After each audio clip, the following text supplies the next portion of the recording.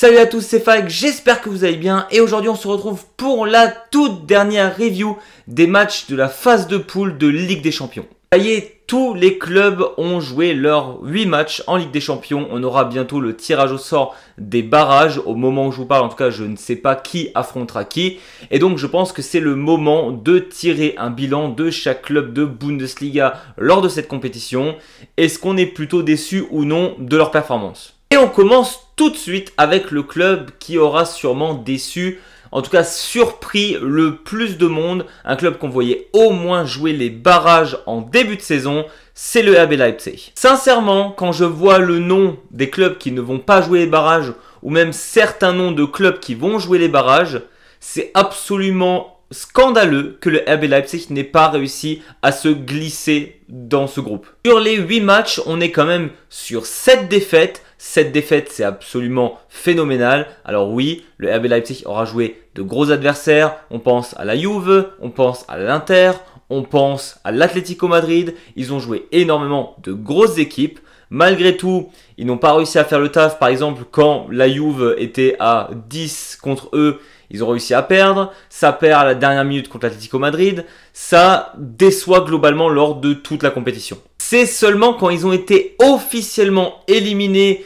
que le RB Leipzig s'est dit qu'ils allaient sauver l'honneur en gagnant un match contre le Sporting Club Portugal, qui n'était pas mauvais lors de cette compétition, on va se le dire. Mais malgré tout, les gars, ils ont fini 23e. Donc, avant-dernier club à se qualifier à la phase de barrage. Je pense que le RB Leipzig, en début de saison, devait au moins se retrouver là.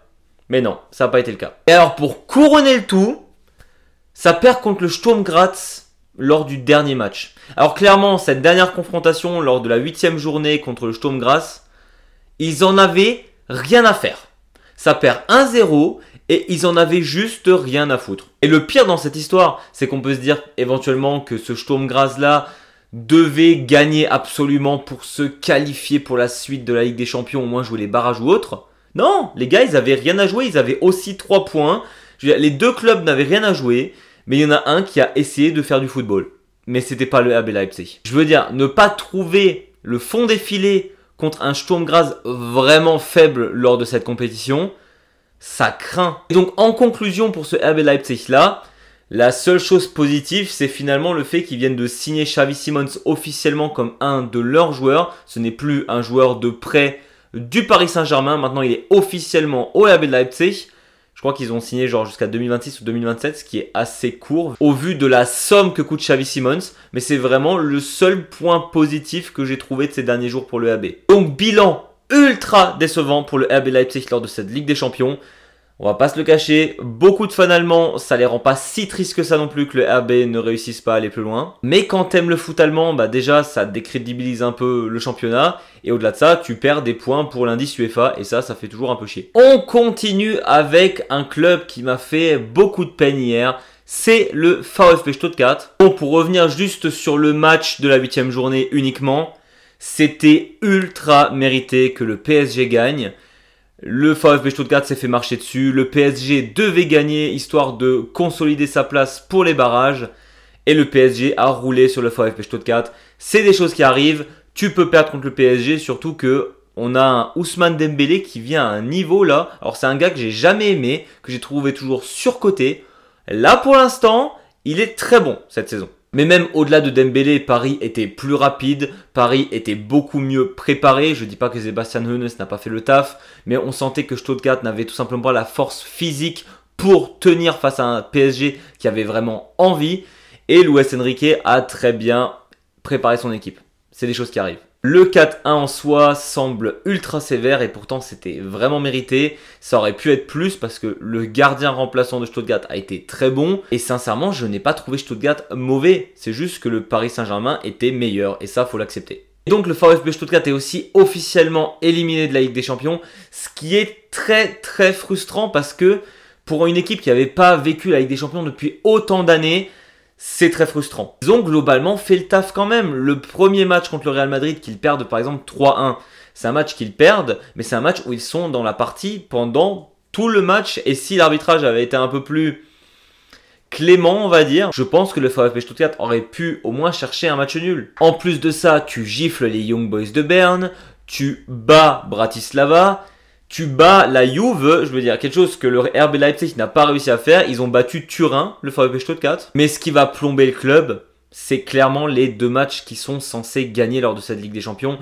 Déjà, le match nul contre Prague, à aucun moment tu dois faire match nul contre Prague. Ce n'est pas possible, tu ne pouvais pas te le permettre. Et rien que cette victoire-là aurait permis au VfB Stuttgart d'au moins tenter de se qualifier pour la suite de la Ligue des Champions.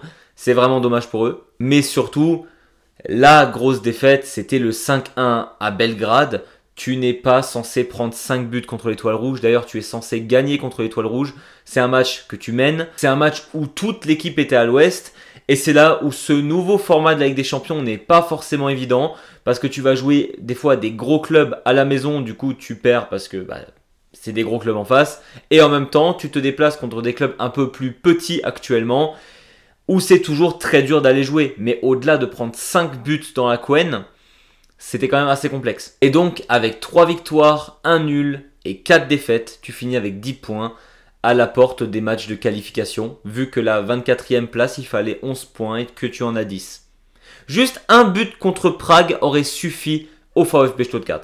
C'est ultra dommage. Et franchement, ils n'auraient pas démérité, mais bon, c'est la loi du football. Pour te qualifier directement pour la suite de la Ligue des Champions et arriver directement en 8e, tu avais besoin de 16 points. C'est les points qu'ont eu Aston Villa 8e de la Ligue des Champions après cette phase de poule. Et donc 15 points ne suffisaient pas pour le Bayern et pour le Borussia Dortmund. Et on va commencer directement par le FC Bayern, parce que franchement, vu ce que nous fait le Borussia Dortmund depuis le début de saison, le classement du FC Bayern pour moi est beaucoup plus douloureux que celui du Borussia Dortmund. Le Bayern, c'est super. Ils avaient absolument fouetté le Dynamo Zagreb. D'ailleurs, la Ligue des Champions a commencé avec ce fameux 9-2 du Bayern. Et là, on se dit, ouais, le FC Bayern, ça va dérouler. En plus, la Ligue des Champions, la finale, elle se jouera à Munich. Cette année, c'est pour eux. Deuxième match, tu perds contre Aston Villa. Et alors, quand on voit que Aston Villa est 8e du classement, elle fait très très mal cette défaite au final. Parce que ce match contre Aston Villa, tu le perds 1-0. Tu marques un but, tu joues match nul, tu es devant eux. Tu as 16 points. Et vu le nombre de buts qu'a marqué le Bayern pendant cette phase de poule, tu es devant Aston Villa. Donc elle fait très très mal cette défaite. Et d'ailleurs, il faudrait penser peut-être à dire au FC Bayern qu'en fait la Ligue des Champions, c'est super de marquer plein de buts. Mais le but, ça reste quand même de base de marquer. Parce que finalement, tu fouettes le Shakhtar, tu fouettes Zagreb, tu bats peut-être le Benfica et le PSG seulement 1-0, mais tu vas aussi fouetter le RB Salzburg. Donc voilà, le FC Bayern a mis des fessées à beaucoup de clubs, mais ils perdent 3 fois quand même. C'est-à-dire tu perds 1-0 contre Aston Villa, comme dit, celle-là fait ultra mal. Tu te fais dominer, et je dis bien dominer, par le FC Barcelone, alors que c'était un peu ton enfant depuis plusieurs années, le FC Barcelone, face au Bayern. Il n'y arrivait pas, là tu t'en manges 4, ça pique. Et on en avait parlé pendant la preview de la semaine dernière. Tu perds contre le Feyenoord, 3-0, là-bas. Et ça, c'était peut-être la pire chose qui pouvait t'arriver. Et on disait, oui, le Feyenoord, ils sont bons, etc. Ils viennent de se prendre 6 buts contre Lille. Le Feyenoord vient de prendre 6-1 contre Lille, contre le LOSC. Genre le Bayern n'est pas capable de battre Feyenoord. Incompréhensible. Et là encore, je ne dénigre pas Lille. Hein. Les gars, ils sont dans le top 8. Et vu le tableau qu'ils avaient, c'est ultra mérité. Franchement, bravo à eux. Lille, incroyable. Et donc le Bayern, avec 5 victoires et 3 défaites. Et un goal différence de plus 8. D'ailleurs, je viens de regarder. Hein. Si le Bayern avait fait match nul contre Aston Villa, ils étaient devant Aston Villa et devant Lille. Parce que les autres ont plus 7. Le Bayern a plus 8. Donc ils étaient juste derrière Leverkusen qualifiés directement. Pour un petit but. Et ben tu te retrouves 12e à la place du con. Parce que là, 12e, tu vas jouer les barrages contre un club. Les 2 clubs qui sont annoncés, c'est soit le Celtic Glasgow, qui est censé être abordable malgré tout, il faut surtout pas les prendre de haut, soit Manchester City.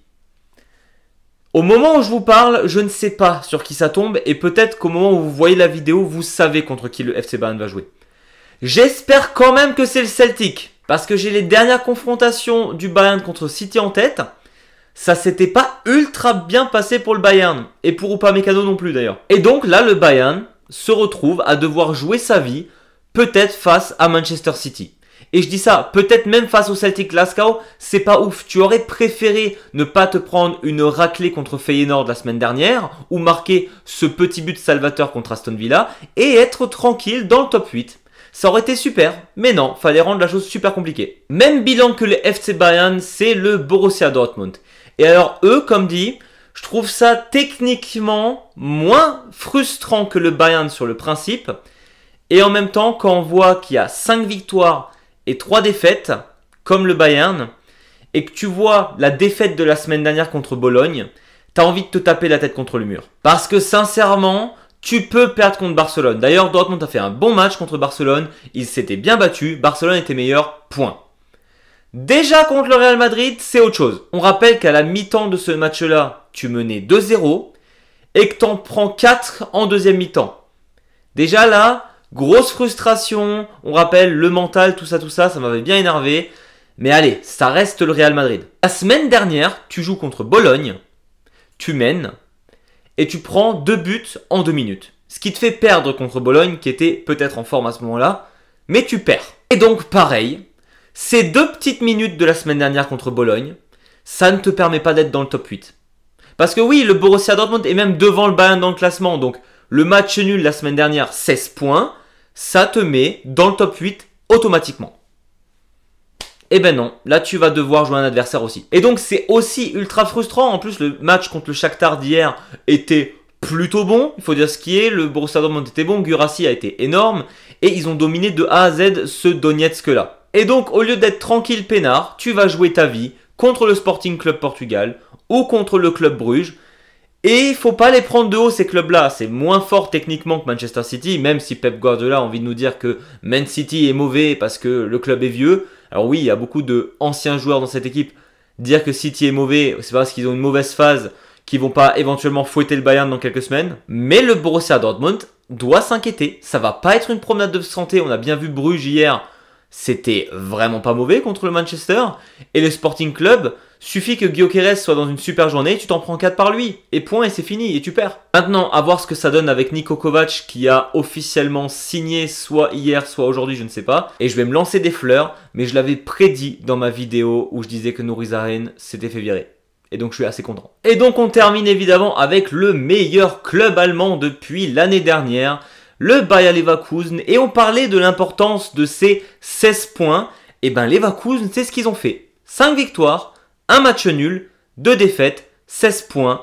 T'es tranquille pour la suite. Bon, on va pas s'attarder sur le match contre Prague. Tu gagnes 2-0, tu domines de A à Z, tu aurais dû marquer plus. Voilà, en fait concrètement c'est ce qui s'est passé. Prague n'a pas eu la chance de voir le jour contre un Leverkusen qui était là pour gagner. Ils sont venus, ils ont gagné, point. Et franchement, 6ème, ils pouvaient vraiment faire mieux. Déjà, le match contre Brest. On rappelle, Brest, un parcours incroyable lors de cette Ligue des Champions, que RB Leipzig aurait dû prendre d'ailleurs la motivation de Brest lors de cette Ligue des Champions. Ils seraient sûrement pas à la place où ils sont actuellement. Mais franchement, sur ce match, le match nul, ça ne doit jamais arriver. Leverkusen doit gagner ce match. Et d'ailleurs, on rappelle que Brest était pas loin de mettre le 2-1 en fin de match. Donc Leverkusen a failli se faire techniquement éliminer de ce top 8 par Brest.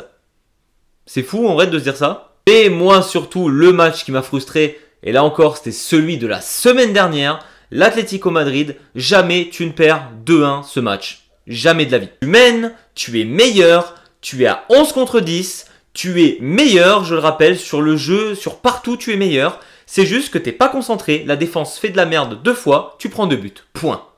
Et tu perds contre un Atlético Madrid qui a évidemment plus d'expérience que toi.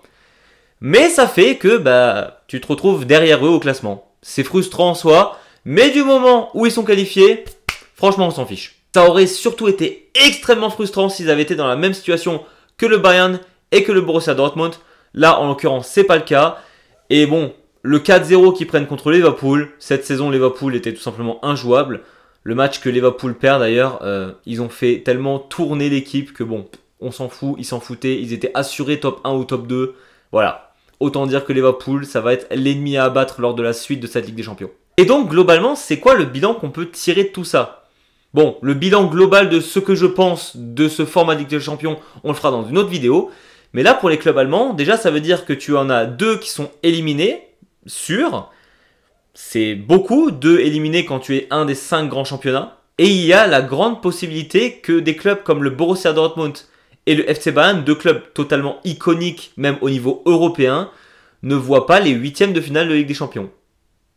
Et en vrai, ça fait peur de fou, ça. En vrai, il y a un monde où on voit plus le Real, le Bayern, le Borussia Dortmund, l'AC Milan, la Juve, Manchester City. Il y a un monde où ces 6 clubs, on leur dit bye bye pour la suite. C'est dingue. Ah, et j'ai oublié le PSG aussi. Ces dernières années, ils sont pas mauvais. J'espère en tout cas sincèrement que le Bayern et que le Borussia Dortmund vont s'en sortir de ces phases de chaos pour arriver en huitième de finale. Parce que ça ferait bizarre de devoir seulement supporter le Bayer Leverkusen à partir des huitièmes de finale. Il y a un monde où on supporte que le Bayer Leverkusen et le LOSC pour la suite. C'est une folie. Enfin, je dis ça, mais je crois que le PSG joue dans tous les cas un Français pour la phase de chaos. Donc, il y aura sûrement un deuxième club français dans la suite sur... Enfin, compliqué leur histoire. En tout cas, on va croiser les doigts pour la suite. Mais très hâte de voir ce que ça va donner. En tout cas, ce nouveau format aura laissé quand même un sacré suspense. Voilà, c'était tout pour moi. J'espère que cette vidéo vous a plu. Si c'est le cas, n'hésitez pas à mettre un petit pouce vers le haut, à vous abonner si ce n'est pas déjà fait. Nous, on se retrouve très vite pour parler de nouveau actu football, Bundesliga et foot allemand. Et d'ici là, je vous dis, Servus!